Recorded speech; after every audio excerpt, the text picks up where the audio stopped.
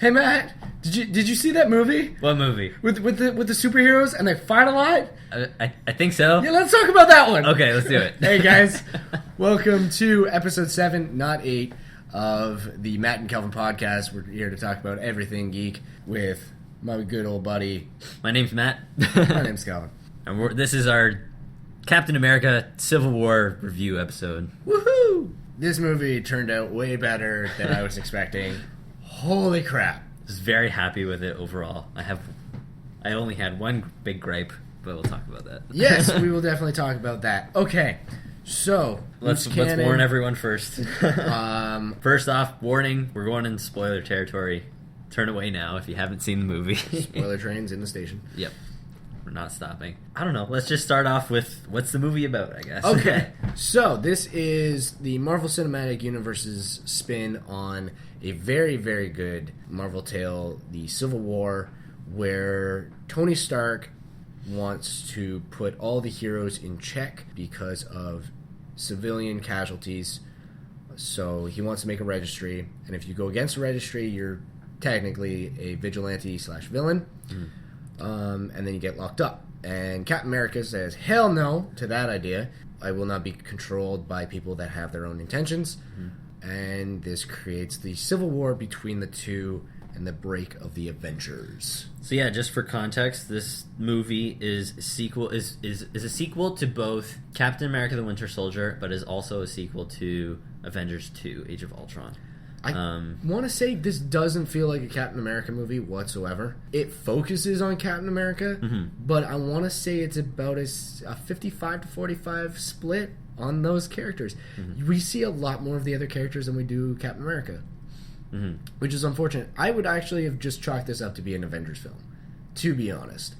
It's a very close split, like you said. I might want to say more it's a Captain America story because the way it's written, because of the significance of the character of Bucky Barnes. And Hawkeye, I think, said it best in the big fight scene. He says, this isn't the real fight, Cap. So despite all that's going on with the registration and the big fight between the two sides, real story lies between Captain and Bucky and these 5 other super soldiers that have been created. Yeah. So I probably would argue, even though it's very, very close, this is a Captain America story. So like Kelvin, as I said, this is a sequel to both Captain America the Winter Soldier and Avengers 2. But like Kelvin said, this also has strong connections to the comic book Civil War story, where pretty much Kelvin nailed it right on the head. Unfortunately, there's no Frank Castle. Pro-registration versus anti-registration. But at the same time, despite it having similarities, this is also, I would argue this is also not a Civil War story, and I'm really glad that it isn't, because yes, I have not read the comics, but I have read the graphic novel, or sorry, just the novel in general. The novel to Captain America Civil War is amazing, and I love it, and they certainly do not have the sheer amount of characters to pull off a proper Civil War story, so I try not to compare this movie too much to the actual Civil War comic book story. Yeah, no. Just like the Age of Ultron, where Hank Pym does not create Ultron, it is their own new, fresh take on it, which I'm kind of happy about, because you're not walking into a movie going, okay, yeah, he's going to get sniped by Red Skull at the end of it. Spoiler to that storyline, which is an epilogue to Civil War. Actually, Captain America doesn't actually die in Civil War. He dies in the epilogue of Civil War, which is a whole separate story. In the novel, it's different. Oh yeah, in the novel, he gets arrested. Same with in the graphic novel, he gets arrested, and it's in like the last issue in the arc of the epilogue in Civil War that he gets shot by a Red Skull and then finished off by another character. Okay, that's close to him. So I'm going to say that doesn't happen, which is good. But that we'll get into that.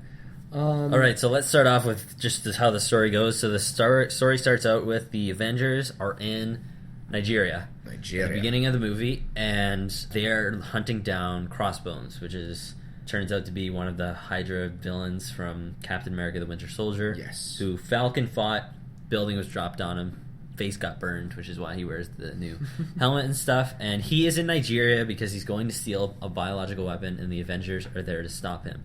This is straight from Call of Duty, even with the mech suits, which was one of my favorite jokes about that. It's like, oh, I'm watching Advanced Warfare go down. Crossbones had a pretty cool role in the movie. I kind of wish that this I wasn't expecting whatsoever. What Really? Crossbones does. Yes. Because this is it's obviously very reminiscent to the Civil War story, and I wasn't expecting this to happen. So what happens is the big fight goes down. Cap fights Crossbones and beats him, and in his last desperate attempt to kill Cap, he ignites himself as like a biological weapon. He basically ignites himself with a special kind of grenade, and Scarlet Witch contains the explosion, lifts it up in the air, but she's also very close to one of the civilian structures in Nigeria, and it explodes right next to the building, and as a result, there's many casualties, many injuries. but far less than what would have happened if it was not contained. For sure. Absolutely. So there's many casualties as a result of Scarlet Witch's actions, which I would argue certainly not her fault. Or Elizabeth Olsen. But the reason why this surprised me is because it's very reminiscent to the Civil War comic story in the aspect that in the comic books, there's a big superhero battle in Connecticut.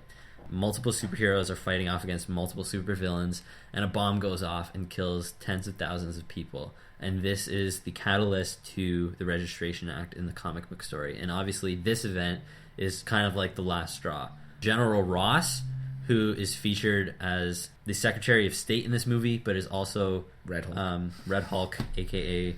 The Hulk's girlfriend's father, Dun, dun, dun. is the Secretary of State now.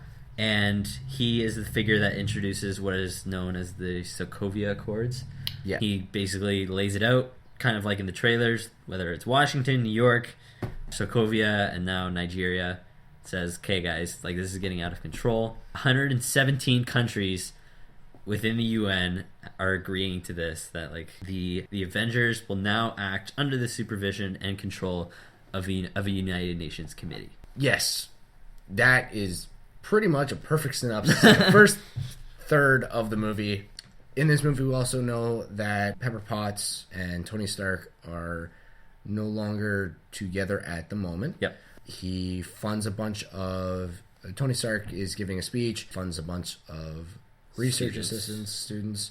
It also has like a weird flashback with his parents, which is nice to see now that we're Kinda like cool. a few movies in. We're getting a little bit more backstory to Iron Man, and he is approached after one of his presentations, and there's a woman there, and she goes and reaches into her purse, to which Iron Man, I think, has now PTSD. I would argue he does. Yes. Because he goes and grabs her arm and he's like, wait, if you're gonna shoot me like this... Occupational hazard was his words. Yeah.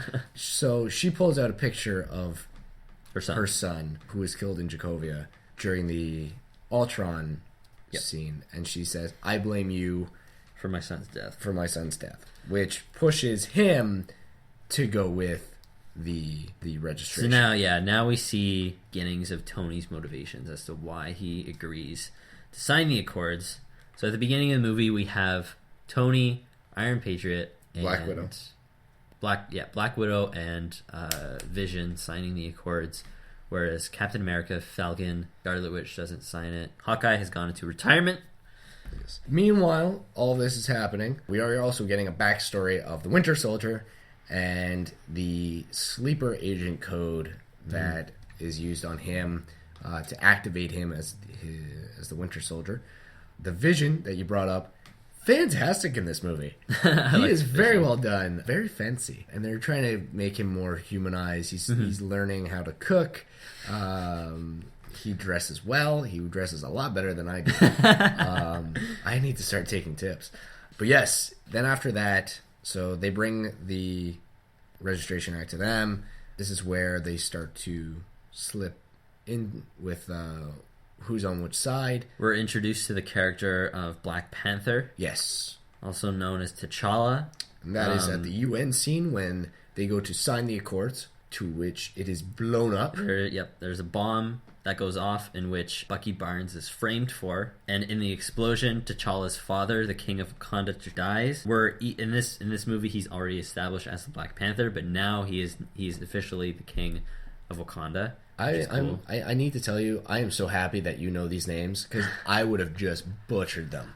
Before going into Civil War, I watched videos and I read the backstory on both Doctor Strange and Black Panther, so that's why these names were familiar to me. And I went into the movie knowing the backstory of Black Panther, which is super sick. If you guys ever want a good read, look that up on Marvel's website.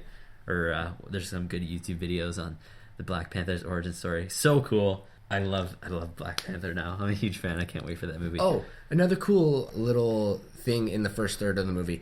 You remember the scene with the presentation, and Tony Stark walks out, and there's the bald man who's like, "Oh, so is any of that money coming to us?" Coming to the staff, yeah. That is actually an Easter egg to the show Community.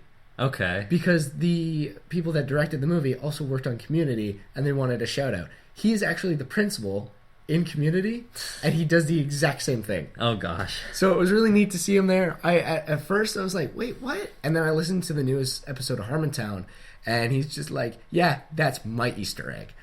I made them that.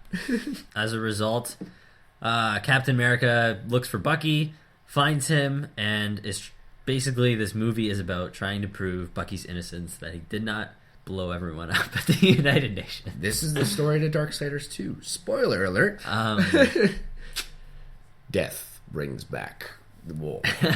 So yeah, this is where the Captain America story comes out. It's basically Cap refinding Bucky and trying to prove his innocence. When he grabs a hold of Bucky, he's able to actually talk to him in a non-brainwashed state, which is interesting, after he rescues him after being arrested. And the story kind of goes on, and they eventually find out that Bucky Barnes is not the only Winter Soldier, and that there's 5 more hidden away in Siberia.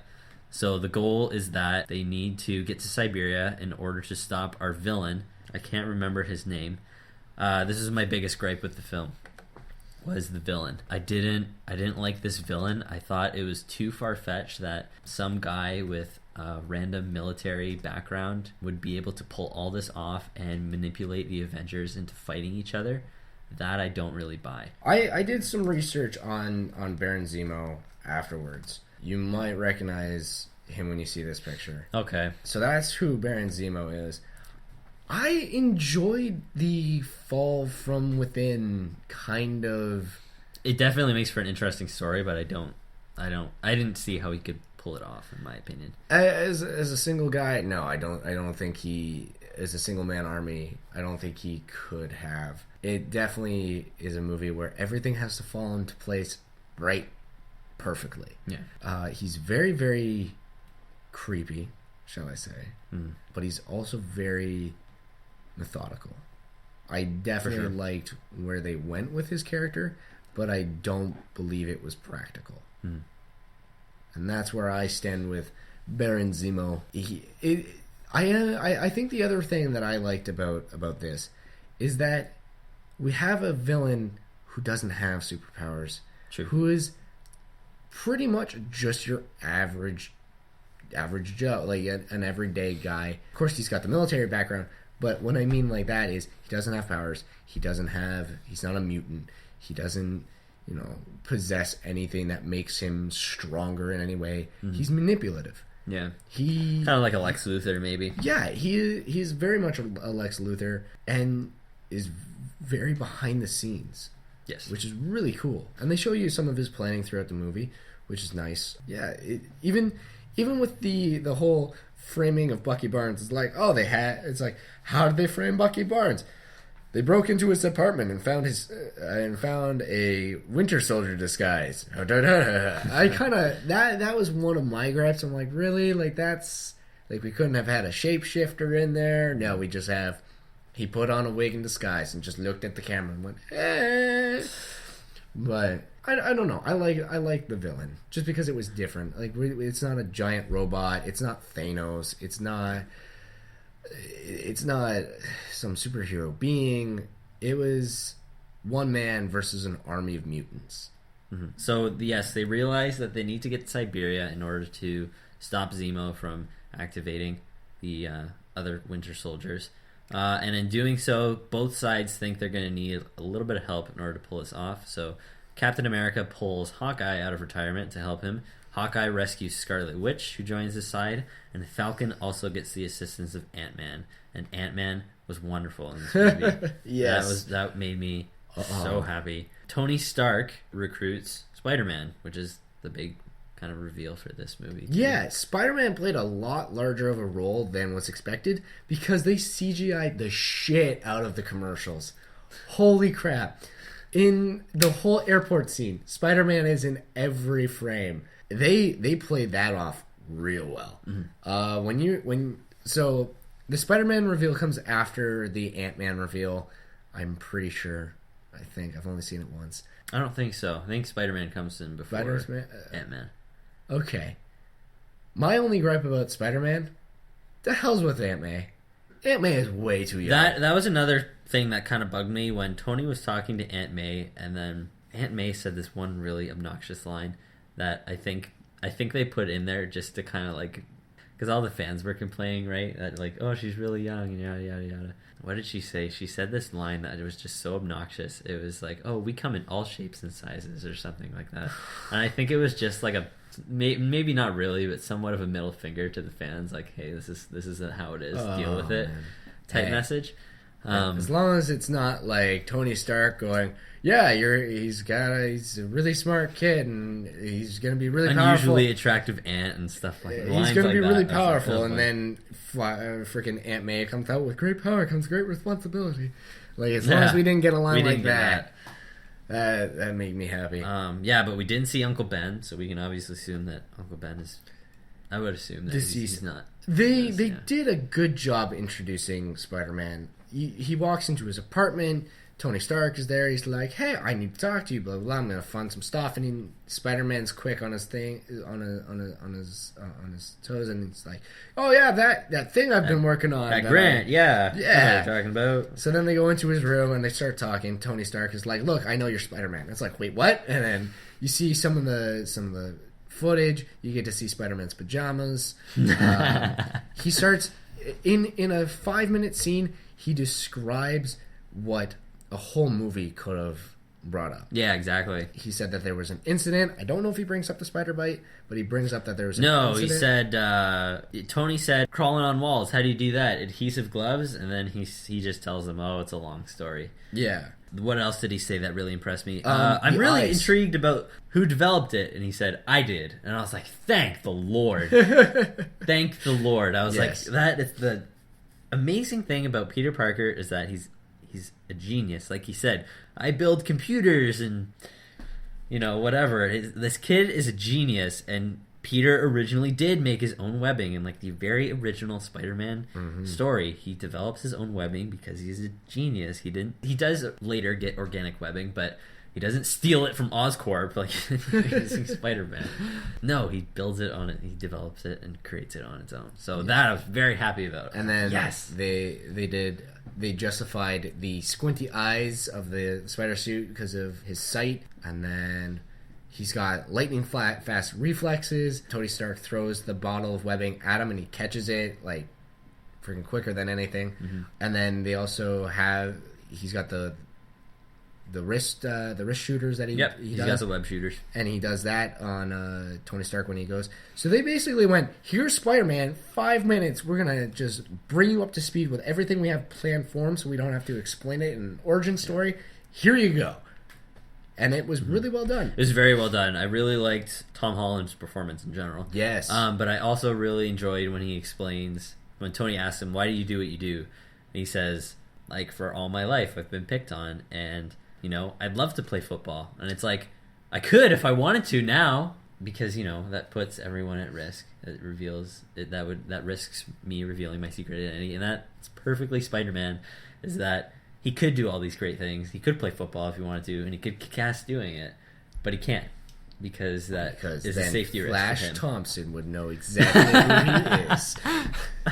Come on, Venom. No, that's Eddie Brock too. We have to have an Eddie Brock before we have a Flash Thompson. But if we don't have a Flash Thompson, I will be upset. But yeah, and then after that we have Ant-Man. Ant-Man's a huge fan of Captain America. He has a pretty funny scene. Paul Rudd's really well done in this. I loved Ant-Man, like I've talked about previously. Yeah. So he was great in this movie. And then the big reveal for Ant-Man, which we're going to come up to in a second. So let's just jump to the airport. Like I said, they gather all their allies, and they're going to find a way to get to Siberia, all of them. But they are met by Team Iron Man, and this begins the all-out brawl in the airport scene between the two sides. This was my favorite scene in the movie. Oh, if this wasn't the favorite scene for everybody, I'm going to be upset. Spider-Man was so well done in this scene. It was kind of like his interview with Iron Man to get onto the Avengers, and he just does not shut up. No, just like in the comics, just like how he should be. He just does not shut up. So many great one-liners and just funny scenes, funny lines. Oh. Props to the writers. Oh yeah, and everybody see like that fight seemed fluid and it seemed practical. You have perfect matchups. The fight choreography was amazing. Very nicely done. Yeah. The one-liners and just like people figuring out, weaknesses and strengths of their allies. When Hawkeye was firing arrows at one of the other heroes and it doesn't work, and it's like, oh shit. I really enjoyed when Ant-Man was tearing apart the insides in Tony's suit. Yes, that was really Friday, cool. Who is that? This is your conscience speaking. We haven't talked in a long time. Oh my gosh. So wonderful. Oh. So then the other big reveal for Ant-Man, they find out that Team Cap is not going to win this fight. Ant-Man's like, all right guys, I got a plan. On my signal, make your way to the Quinjet or whatever. And the big reveal for Ant-Man is that he turns large. He's Giant Man. Dun dun dun. Awesome reveal for Ant-Man. So well done. And I love just like the look in his eyes. He's so happy. He's like, you guys big. Are so small now. So the two supporting characters that we have in this movie have the best lines and the best action in this movie. Something flew inside of me. Because then after that we have Spider-Man goes and they're trying to figure out how the hell they're going to take down Giant Man as he's just wrecking this airport. And Spider-Man turns around and makes an Empire reference. Empire Strikes Back. Yeah. And he's hey guys, you ever seen a really old Star Wars movie? Empire Strikes Back. You know what the big walkie thinks? On the snow planet. Do you know what he's talking about? Yeah, I think so now. And then he ties him up. Tony, the kid might be onto something. So Spider-Man ties up Ant-Man's legs, and Iron Patriot and Tony just punch him over, and he falls. And he turns back to normal safely, which is cool. Oh my gosh, that was so amazing. Spider-Man and Captain America have a fight after that. Pretty cool. And then that was a fun scene too. Where are you from, kid? Queens. Man, I'm from Brooklyn. And it's like, oh, that's cool because Cap and Spider-Man do become good friends in the Civil War comics and stuff like that. So that's really neat to see. Tony ever tell you anything about me?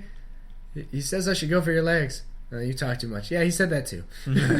Oh, and then Falcon and Winter Soldier fighting Spider-Man together was awesome as well. Yeah, Falcon and Winter Soldier had a really good buddy. Yeah, they had an interesting relationship of like they're friends, but they also hate each other. Can you move your seat back? Move your seat up. No. And then when Captain America kisses Agent 13. And then they're just sitting there in the car smiling. You couldn't have done that earlier. I hate you. So then after they take the Quinjet... Yeah, Black Widow helps Captain and Bucky escape, which pisses off Tony and T'Challa for sure. Yes. And then they go... Oh, that's the other big thing we should talk about in that fight. What happens to Rhodey? Oh, so Vision goes... Vision goes to... Vision's on the ground. Tony and War Machine start chasing after Cap. And Falcon follows them in order to help Cap escape. And Tony calls down to Vision, asking Vision to take out Falcon. And in doing so, Falcon fires from his Infinity Gem. Falcon sees it coming, dodges it, and it ends up hitting Iron Patriot. And by the time they realize that he's falling, it's too late. War Machine hits the ground before either Falcon or Iron Man can help. This was an incredibly powerful scene, but it also, for me, it also brought out the childish nature of Tony Stark for me. Yes. Because he hits the ground, Falcon apologizes for what happened, he feels terrible for what happened, and what does Tony do in his childish behavior? He blasts Falcon and knocks him unconscious. Knocks him on his ass. The thing I like about this scene is that I think the childish nature that comes from Tony is because he realizes that casualties can come on both ends. Now, Rhodey doesn't die. No. We'll say that. But the Vision hits Rhodey. And when Iron Man sees that, he's like, well, shit. Like, my registry might not go as planned because you can't determine guarantee everyone's safety. Exactly. Nothing's set in stone. And just because you're registered doesn't mean that, casualties aren't going to happen. So I think this was kind of like him being childish in the fact that his friend is close to death, and he's realizing his plan is not going as well as he thought, as he hoped. So yeah, they end up escaping to Siberia, where they follow in Zemo to find out the Winter Soldiers. Tony gets the evidence that Bucky was framed, and as a result, realizes he's wrong, and finds out where Captain and Bucky have gone, and follows them on his own.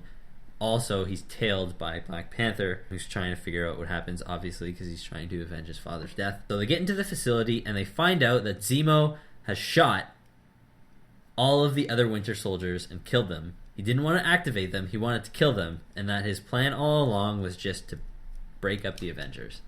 And his final act in doing so was showing him the footage that was seen at the beginning of the movie, where the Winter Soldier in 1991 causes this car crash, killing the driver and passenger, and he takes the, I don't know what they were, blood bags or whatever, to create the other Winter Soldiers. And we find out that driver and that passenger were Tony Stark's parents. And Tony Stark is watching this footage, and it's powerful. It's very powerful, and in a fueled rage, Tony attacks Winter Soldier and Captain America with motivation to just absolutely kill Bucky. Yes, and that he attacks Captain America because Captain America says that he knew all along. He knew all along. That scene was strong. It was freaky. Just the way they show Bucky killing his parents. That was graphic. Yeah. Holy crap. It's kind of like Hunger Games graphic, but it's still powerful. Like, you hear everything on the audio, and it's riveting, I guess. Yeah. I was not expecting that, especially from the Marvel films. Yeah, little kind of, pretty gritty. So as a result, Captain America and Winter Soldier fight Tony Stark. This becomes a pretty heated battle for sure. Oh, a long one of that too. It's very entertaining, very well done for sure. I was actually very nervous and very anxious and scared in this fight scene. I was almost convinced Tony was either going to kill Bucky or Cap. I was actually scared for a brief moment that one of these two people were going to die. One of these things just doesn't belong here.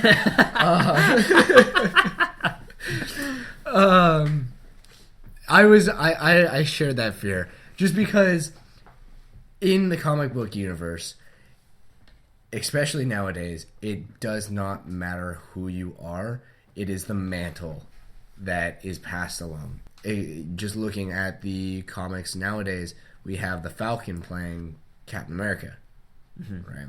Or we have a Lady Thor, but her name is Thor because she holds the mantle of Thor. Which I appreciate. But they get near death in their last things. Iron Man even rips off Buck's arm, his mechanical arm, not his other. You have a metal arm? Rip. So that's gone, and Captain America just destroys Tony. Yes, in the end, absolutely, yeah. I even feared for a little bit that Tony was going to die. I'm like, okay, so this is the last. This is where Iron Man. We need to find a new Iron Man because Captain America is going to kill Tony Stark, and we won't have to deal with the actor anymore. Mm-hmm. The fight scene was just amazing. Lots of nice homage to the Civil War comics in this movie in general, but that fight scene for sure. Absolutely. A lot of practical ideas went through there. Like they're climbing up a silo.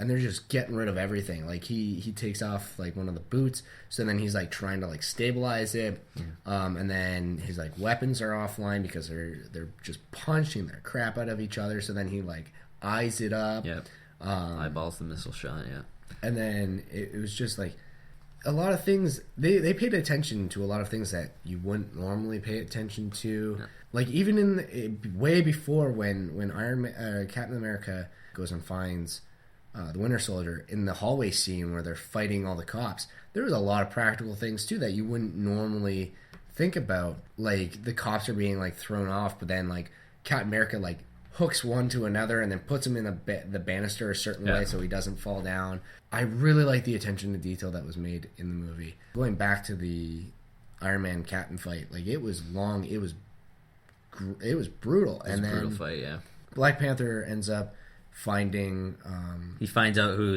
his true father's killer is, and Baron Zemo, and then Baron Zemo goes to commit suicide, and Black Panther doesn't kill him, to which he wanted to at the very beginning, stops him from committing suicide and puts Baron Zemo out of commission, stopping him in his tracks, which was pretty powerful as well, putting Black Panther up for the hero role.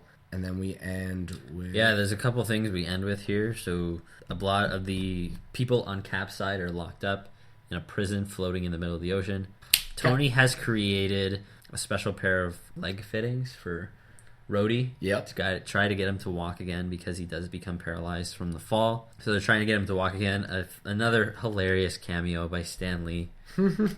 He's a FedEx worker, and he's delivering a package for Tony. And he calls him Tony Stank. Instead of Stark. And then Rhodey's just making jokes about that. Rhodey is not going to let him forget that.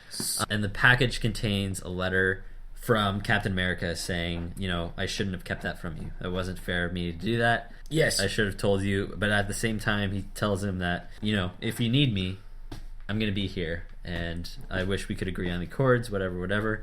And the movie ends with Captain America breaking into the prison in the middle of the ocean and freeing his fellow teammates. It should be said that unlike an Alien vs. Predator movie, there is a winner in this fight, and it is Captain America. And he gets out, and he leaves Tony Stark with a half-functioning Iron Man suit. He leaves his shield behind. Because he says it's owned by the government, so he drops the shield, and he's like, whatever, I don't need it. Like you said, he leaves a cell phone. He's like, if you ever need us, we'll be here. To which then we wait for the 2 end credit scenes. There are 2 in this movie. Where Bucky says that he wants to go into Cairo sleep until they can figure out a way to bring his mind back, so that he doesn't become brainwashed anymore and hurt people and stuff like that. So they're in Wakanda, by the way. Yes, that's the big reveal. That's the big reveal. At the very end of it, Wakanda is revealed. Which, if I'm correct, which I am often wrong, Wakanda is on another plane of existence than Earth, and you have to get there via magical ways. They are, from my understanding, I could be wrong too. I'm gonna search this up. They're within Africa, but they're very isolated, like they've talked about in the movies. But they're also protected by the magic, like the special mystical force. That comes from the history and the lore of Wakanda, and just basically the mystical energy and the powers of the Black Panther. Wakanda is very, very well guarded and very well protected from outside enforcement. So I love that line. T'Challa says, "Let them try," because literally nobody gets in and out of Wakanda. Yes, unless you are invited. Nobody can break into Wakanda. Pretty much, no one can ever invade that country. There's no way ever.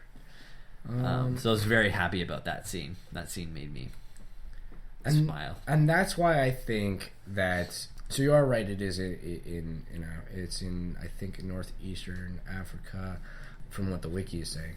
And this is where I'm thinking that Doctor Strange is going to come into play, where he's going to be able to open up, these magical barriers and Possibly have in the time of need, in the Infinity War, they get because Star-Lord's confirmed for Infinity War. okay. I don't know about the rest of the Guardians. Star-Lord is going to be on Earth. If he comes up to Tony Stark, the Avengers, and goes, "Hey, there's a big ass threat that's coming up," right? Thanos, he's going to just kill everybody. If he brings that up, and Tony Stark needs the other Avengers, which I'm going to say they're the Secret Avengers. Yeah. I'm going to chalk that up. We now have two separate Avengers teams. Now we have the Defenders joining up in the Netflix series. Cool. So he's going to call up the Secret Avengers, but they're going to be dealing with their own shit on their own. So he's going to take to Doctor Strange, grab the old Avengers, go to Wakanda. Doctor Strange is going to let them into Wakanda, grab the Secret Avengers, and then they're going to go and fight Thanos. That, or Thanos comes down, kicks everybody's ass, and Doctor Strange takes all of the survivors to Wakanda and brings them there. Mm-hmm. That's my thoughts of where this is going. But my thoughts on the movie, on the cinematic universe, has never gone to plan. But that's because I've been too heavily tied up to the comics themselves. Good. They're always good guesses for sure, though. And then our final end credit scene was very entertaining. This made me very happy. Peter Parker. So yeah, our final end credit scene, very very end of the movie, is of Peter Parker, and he's got a nice bruise over his eye. Talking to Aunt May. He's talking to Aunt May, and he is figuring out this piece of tech that Tony put on his web shooters, and it looks, you get the first glimpse of it, looks like a red flashlight. Aunt May walks into the room, he hides it underneath his arm, and she brings him an ice pack which he puts over his eye. She's like, "Oh, where'd you get that from?" He's like, "Oh, I got into a fight with some guy named Steve from Brooklyn. He had this friend, and he's huge." So that was fun. That was so funny. It was a good scene. And then after that, Aunt May walks out and closes the door. And then there's a hologram of the Spider-Man logo on his ceiling, and then it says Spider-Man will return. We don't. That was super cool because probably my favorite iteration of Spider-Man cartoons is the Spectacular Spider-Man. Came out, I want to say in the early 2010s. I want to say so. Yeah. I love that, and Spider-Man does have the big Spider-Man flashlight, just like at the end of the movie, but it's on his belt buckle. And yeah, so I was super excited about that. And looking at the images, the logo that was on there compared to the Spectacular Spider-Man definitely seemed to fit. I'm also a fan of Josh Keaton, the actor who plays Spider-Man in this show. Mm-hmm. Love Josh Keaton, the work he's done, so he's a cool dude.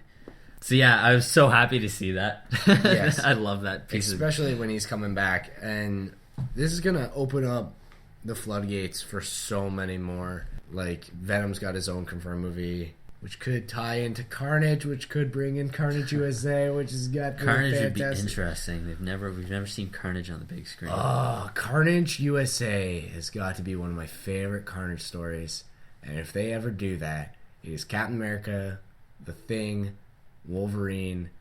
I don't believe Hawkeye's in it, but Spider-Man's in there too, and Carnage takes over a small town in New Mexico. Oh, and then they bring even more symbiotes in there.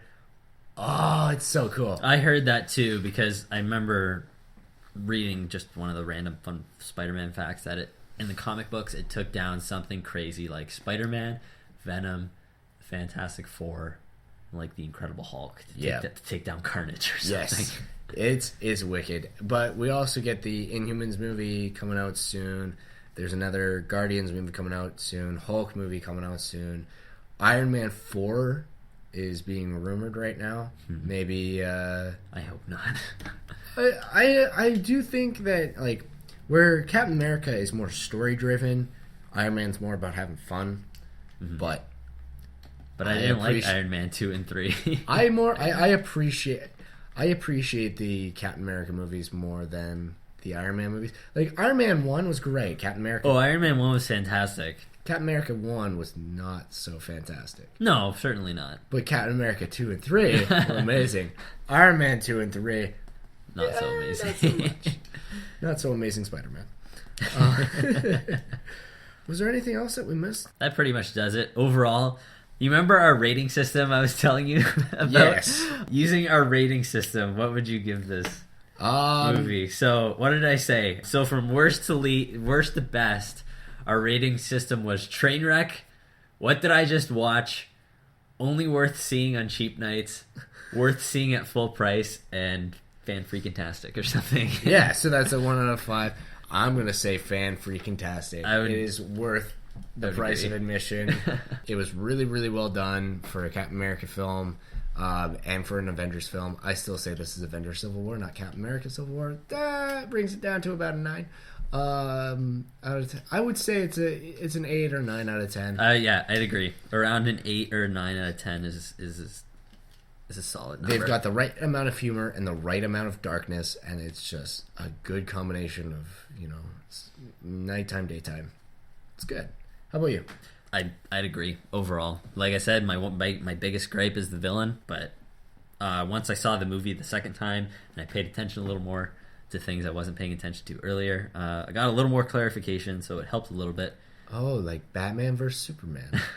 I didn't see Batman vs. Superman a second time because I didn't want to. I saw it 3 times. Because I didn't want to see it a second time. I'm hoping the extended edition is going to be a little bit better. The extended from the rumors of the extended edition is supposed to have a scene with the Joker. That's why the movie's coming out after the Suicide Squad comes out, because they make appearances, and there's also Batgirl and possibly a Robin and maybe a little death of the family. Well, they certainly hinted at it, so yes. All right, that's our Captain America Civil War review, episode 7. Stay tuned. As we said in episode 6, we've got lots of cool stuff coming. Kelvin might work on a Doom review. Yeah. I'm in the middle of putting together an Uncharted 4 review for you guys, so we're super excited about that. And we also have special guest, local YouTuber Dualfish, who we've officially announced is going to come on one of our future episodes. On one of our next episodes. I think the reviews are going to go straight to YouTube. Yes, because I'm making a video because I've been taking screenshots as I've been playing Uncharted 4, so I'm going to make like a slideshow review. I should probably do that too. Get a little game clips, download them. Xbox record that. Yeah. I can't do that because it's on PS4. Dumbass. But yeah, no, that would be fun. So stay tuned for those. Anything else? Any big other major announcements that we want to make up? Nope. Do you have any more events coming up? Like the charity stream? Nothing like that. Not yet. Okay. That's all. Okie dokie. Well, thank you guys again for listening and for helping us get this far. If you guys have anything that you guys want us to talk about, anything that we missed so that we can bring it up in another podcast, if you want to just yell at us, you can just put it down on Facebook. You can also send us an email at mattandkelvinpodcast@gmail.com, and we'll be recording again shortly with Dualfish, which will be a lot of fun. Our first official guest. Our first official guest. Until next time. Until next time. See you nerds later.